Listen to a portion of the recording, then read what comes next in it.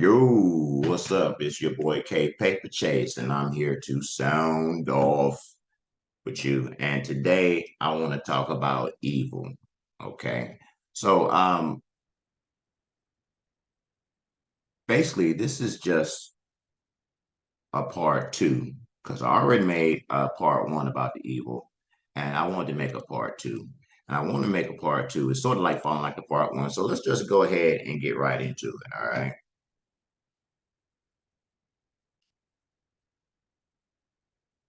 So, what is evil? Why are we so afraid of evil? And I want to just talk about like the parallels between fear and evil because they're not the same thing. And most people think that they are. So, I want to really talk about that today. All right. So, why are we afraid of some things, right? Why do some things make us afraid? Is it because what we think about it? Is it because we what we heard about it? Or is it because it looks scary? Or is it because we think it's evil? And it's a lot of misconceptions about evil. And that's what I want to talk about. All right. So what is fear? And flipping back to fear, why do we fear certain things, right? So we fear what we don't understand. Um, Anything that we don't really know about, we're going to fear it because we don't have an understanding of how it works. All right. And I know that sounds kind of funny. So they say there really is only two emotions, and that's love and fear. So fear is very close to hate. Fear is one of the worst emotions that you can have. But we fear things that we don't understand. And something that I wanted to really talk about, especially with black folks, like, all right, why black folks, why are we scared of everything? I really feel like compared to other races, black people are scared of everything. I mean, we always shook, you know what I'm saying? You can't do this, can't do that. The church said don't do this. We're scared of certain things. And I want to kind of take the stigma off certain things that we may be afraid of for no particular reasons. I noticed that a lot of sacred geometry, I mean, stuff that is put out there for our empowerment, a lot of times it gets switched and it gets transformed and it gets perverted in a way that we're actually fearing symbols and we're fearing things that were made in the opposite way. So they were really made to enlighten us. They were really made as symbols to tell us stuff, to give us guidance, to give us, you know what I'm saying, to help us out along the way and to remind us of certain things. But now it's like we're afraid of these things. So I want to talk about that and figure out why are we afraid of everything? Is it because it's evil or it's because it's some kind of indoctrination or something like that that we went through? So a lot of times what happens, these symbols, the oppressor will change the meaning of them. It could mean something good way, way back in the day.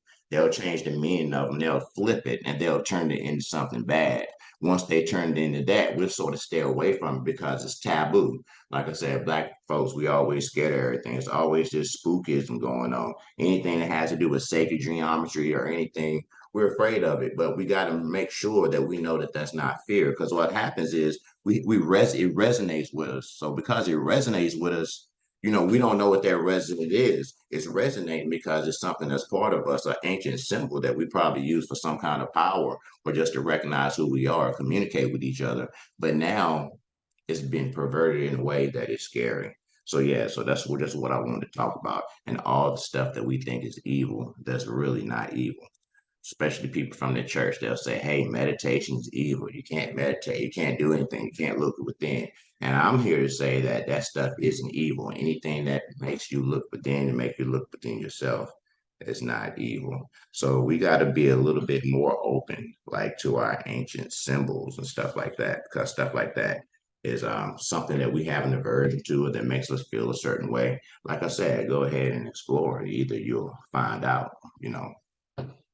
So I think that we shouldn't associate fear with evil because they're two totally different things. All right, so take this example right here, right? The reason why I wanted to do something about evil because so many people are scared of the devil. The devil is this deity that invokes fear in people. Everybody's scared of it. They're scared of this devil. They're scared that something's going to happen. And that fear is actually what's perpetuating the collective consciousness of this devil. If it wasn't for the people that were fearing and keeping it alive in their thoughts as thought forms, it wouldn't even exist. So, what I want to say is that I think we got it off track as far as how we fear the devil. Okay, especially black folks. Like I said, we scared of everything, right? So the devil, I think it's funny because, like I said, once you learn about something, the fear goes away. But like people are scared of the devil and they're scared of evil. But let me tell you, the devil doesn't work in fear or the oppressor or whatever you want to call it. It doesn't work in fear. If the devil tempts you to do something, you're not going to be afraid. It's going to be something that you want to do. It's going to be that hookah or that drink or whatever you want to do. That's what the devil is going to tempt you. Is going to tempt you to do something you want to do. It's not going to be fear. You're not going to be afraid. So people are always afraid of the devil, and they're doing right what the devil wants them to do anyway, because they're expecting the devil to come to them and do something that they're afraid of. But it's not like that. But instead, they're afraid of these symbols. They're afraid of reading literature. They're afraid of anything else, but they're not afraid of what they're supposed to be afraid of.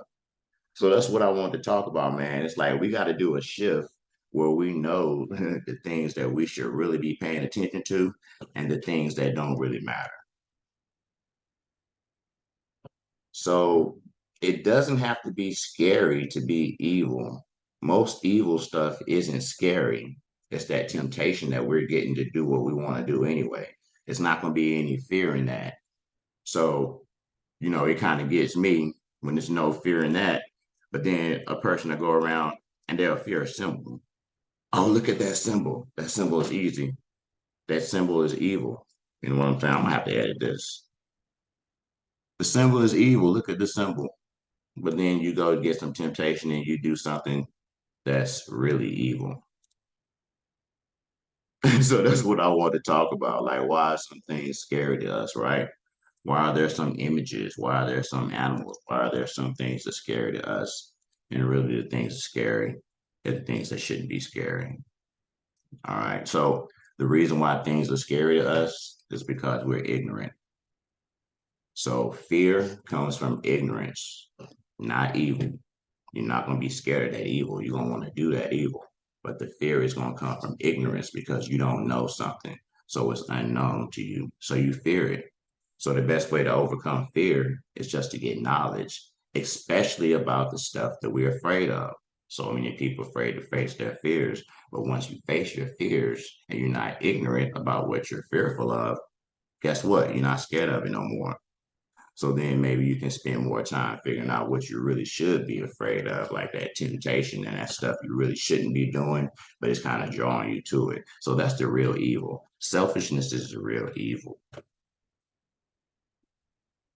Fear comes from ignorance, not evil. All right, so I just want to drop a few minutes. I just want to do a part two. Some people had some questions about the first evil video, so this was just a quick little follow up instead of trying to answer them individually. So this is the evil part two. If you have some more questions, I might do some more. But just remember that there's nothing to fear. Fear comes from ignorance. So anything that you're afraid of, that means you need to go read up on it. You need to figure out what's going on that makes you afraid of it. And you don't have to be afraid all the time. All right. So the next time you see that all-seeing eye, you can know, don't be afraid of it. Study and figure out what it's about and figure out the goodness in it. Now remember, everything can be used for good or evil. So just because somebody uses a certain symbol or something in a certain way that's evil, that doesn't mean that you have to be afraid of it. That doesn't mean that you have to say, "Hey, I'm gonna not use it because they're used for evil." No, you can still use it for good. An example, just like a gun. A gun can be used for good or evil. It's neutral, just like all these symbols, just like all these things are. But what you decide to do with it is what you decide to do with it. And by knowing and by having that knowledge of it, you can make the right decisions. So that's all I wanted to get with today. So I'm signing off. This is Soundoff. Pay Paper Chase. See you next time.